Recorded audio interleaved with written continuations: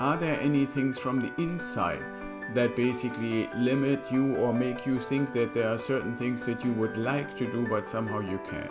And then what stories are you telling yourself? You probably have heard these episodes about the little angel and the little devil, and you hear different stories, and out of that you're basically making up your own realities. We want to take the most limiting beliefs and turn them into positive beliefs, positive actions, positive attitude, and think about how that actually would make you feel. And we have an exercise about that in the manual. Where do these stories come from? Or as we call it here, what are the sources for these stories? And when you find out what the sources are, the next step is for you to figure out to what extent are you actually contributing and reinforcing and strengthening these stories, and to what extent are they being enforced and strengthened and constantly refreshed from the outside.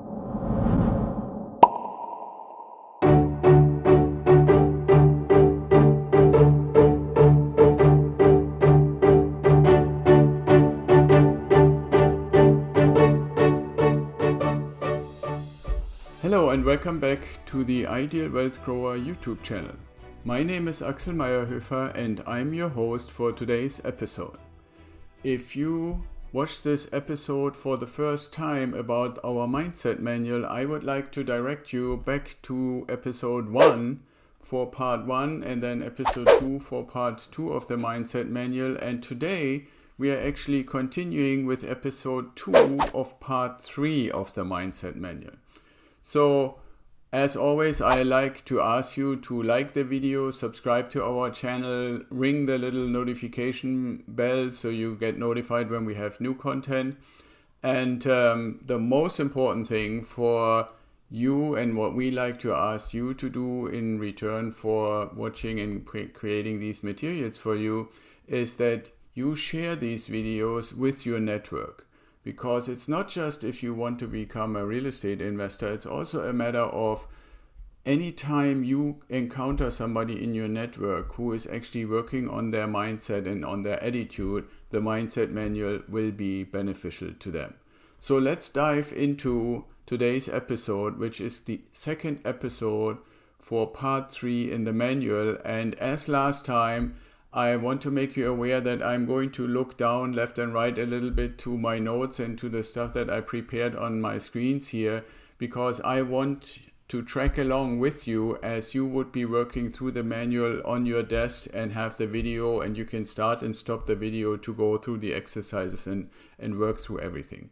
So as a quick reminder, you can find the mindset manual at idealwealthgrower.com/free. And when you go to the site, you also see the index, or basically the content list of what's in the manual. And so we are in part 3, and last time we talked about what is the diamond model and what does it really mean to get your mindset in the shape of a diamond. And now today we want to actually finish out part 3, and the first part of that, or the first aspect of that, is for yourself to identify what are really your limiting beliefs. And so for that we provided a few questions, and especially in the second part of part 3 in the manual, I want you to be aware that overcoming some of those limiting beliefs and overcoming some of those thoughts and things that have become behaviors for you, you will not necessarily, just because you think about it or we bring it up or it's in the manual, immediately like snip a finger and say, oh, I know exactly what I need to do. Especially because everybody is a little different in that context.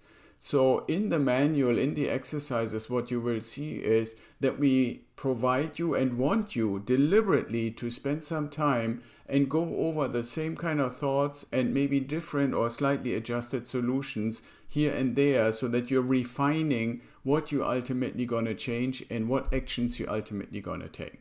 So we start out with identifying your limiting beliefs, and the questions that we want to answer in that context are: what is stopping you from the outside? What external things are actually influencing you? And in comparison to that, are there any things from the inside that basically limit you or make you think that there are certain things that you would like to do but somehow you can't?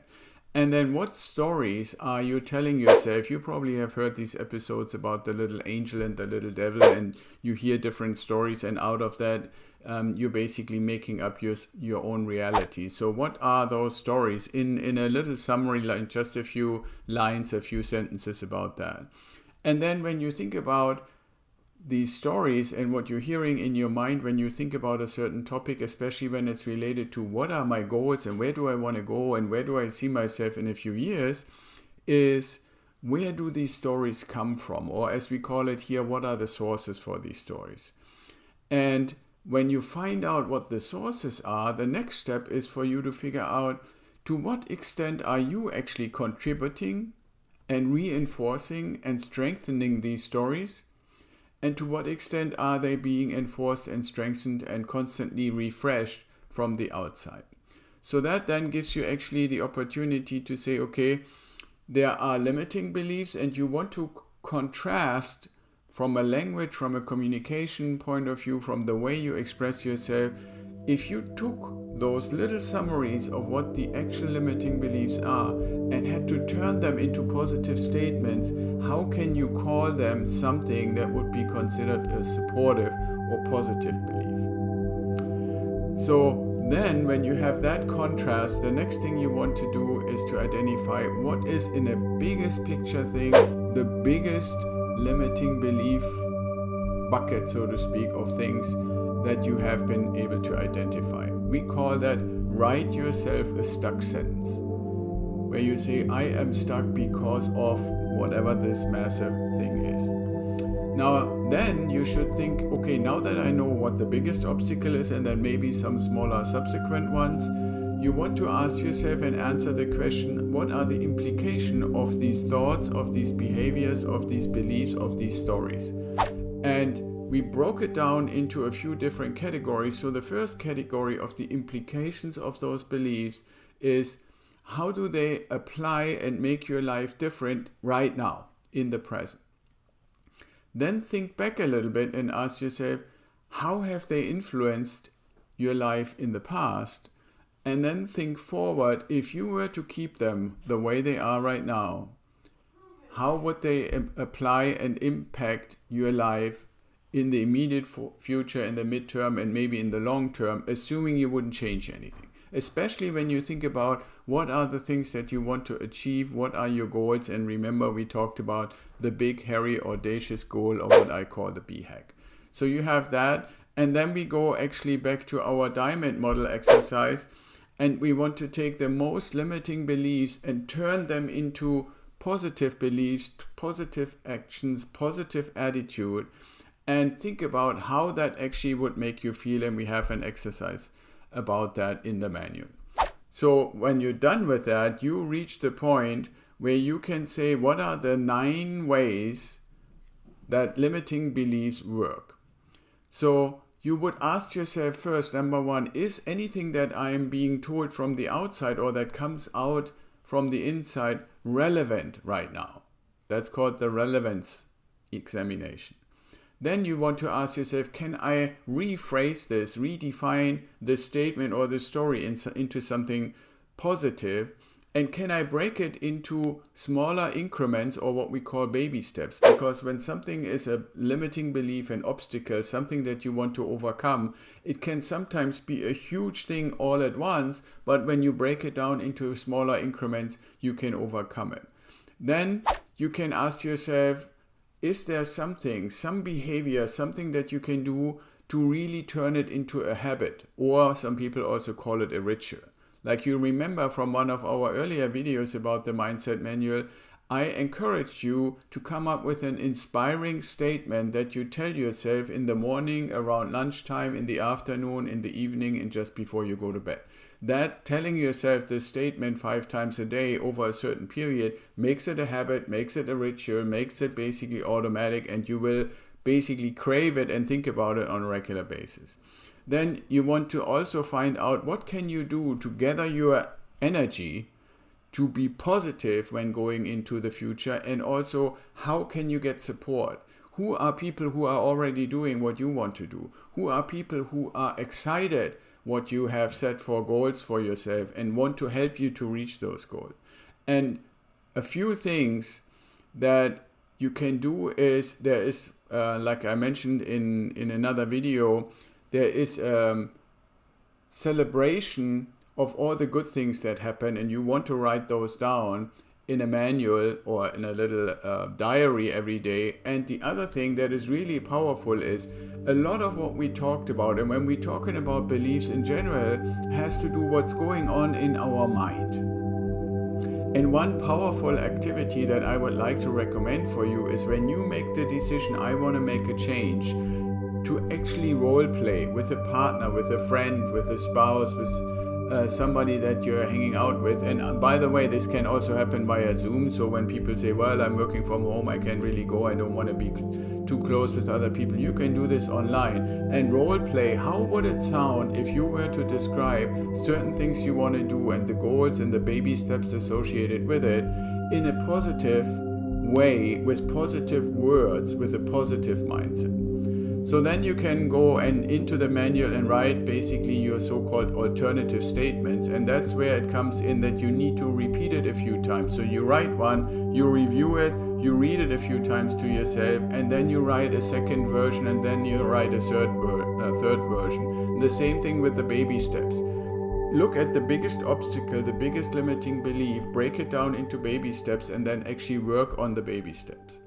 And so this is how we actually get to values. And what we want you to do is think about your values, survey your values, but then also engage the people that you work with, that you do regular activities with. So if you have a job, check what your manager has to say, check what your peers at work have to say, check what the people that you do sports or other activities with have to say. Check what your family members or your spouse have to say. Check what your kids have to say. Take all those different aspects in, because you will potentially be surprised. I almost bet you will be surprised when you ask, what would you say I represent? What would you say are values that you would attribute and connect with me?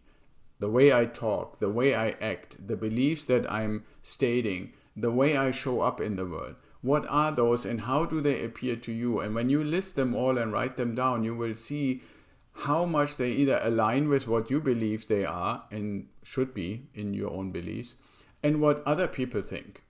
And that doesn't mean what they think is always right, but you will be able to identify trends, and you will be able to ask yourself, are these trends because of the way that I show up, the way I communicate, the way I carry myself, the energy that I'm actually exuding?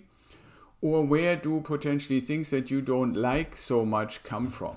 So what I'm recommending is ultimately for you to grade, and we have a little section in the mindset manual to grade yourself on those values. Then you want to also define which values are really, really important to you. And again, you can answer a little bit of a guided exercise questionnaire that we have created in the mindset manual. And then you can basically go in and define your 3 most important values. And there we have to do the same thing again as I mentioned earlier, where you first write the 3 top ones as they come to mind down. Then you review them, maybe sleep over it, think about it a little bit, go back to the manual and write a second version. They're not different values, but the way you express them will change a little bit. And then the other thing that I would like to do, and we call that analogies, is when you try to express stuff, it's not only what you tell yourself, but I always say the highest form, the biggest top level of really making sure that you have fully understood. What are your values? What do you really believe? What do you really want to represent? Where do you want to put your energy and your passion? Is when you can explain it to other people. And a really, really strong way to explaining stuff is by using analogies and metaphors. So we provide 3 areas in the manual where you can actually think about what would be a good analogy or what would be a good metaphor that I can use. You know, if you, for example, say, okay, creating a certain way of writing a book is almost like a recipe for a dish. And as you put the different ingredients for the dish together, the book comes together in a similar way.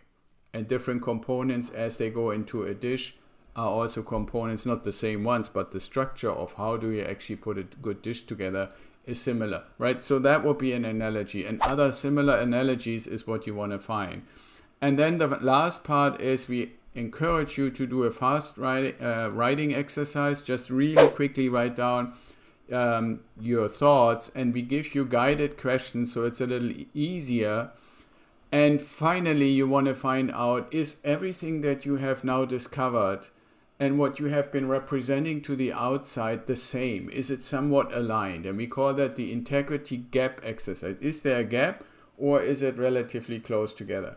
And if you find your behaviors, the way you talk, the way you show up, and what your values are, and how you actually really want to direct yourself into the future, there is a gap, then in the manual, in the last part of part 3, you find out how to discover that gap, how to actually write down the components of this gap, and then what can you do in an exercise to write down what will be your steps to go forward and change and close the gap so that what you believe and what you do is aligned.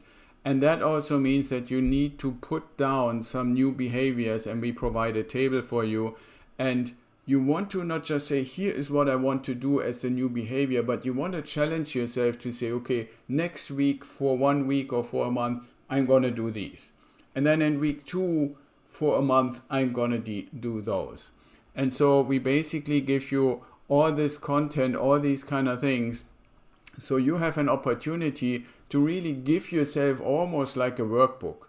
And I hope part 3, this particular part that revolves around limiting beliefs, will encourage you to use it, fill it out, use this video and episode 1 for part 3, and really make this into your workbook. And as you actually change your behaviors, as you actually change your communication, as you direct your energy towards your goal and take step by step, one baby step after the next, to get closer and closer to your goals, that you keep referring back to what you wrote. And maybe every once in a while when you say, okay, this was version 3 of this definition, or this is the best analogy I could come up with, you might find that there are even better ones that you might want to annotate into it. So it's really a living document, the whole mindset manual. It's not just something that you read once and you put it aside and then you say, oh, okay, now I know what I'm looking for, and then you just go and do it. You kind of need to go back to it and keep doing the exercises, keep reviewing what you wrote down. So that concludes part 3, the second episode and part 3 of the Mindset Manual.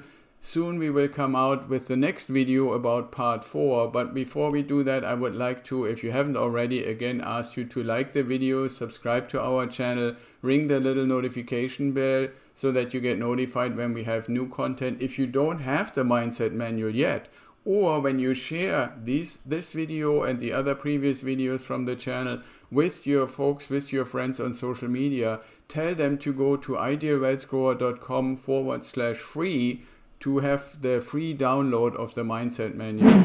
And there's much more information also on our website that you will find as you get more and more familiar with the content. Yes, Ideal Wealth Grower is fundamentally here to help you to become a successful passive income investor in residential real estate. But the right mindset is a really important starting stone and starting step that you need to have.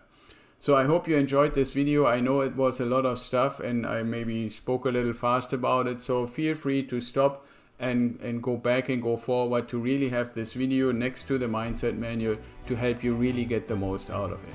So with that, I wish you all the best. Be well and be safe. And until next time.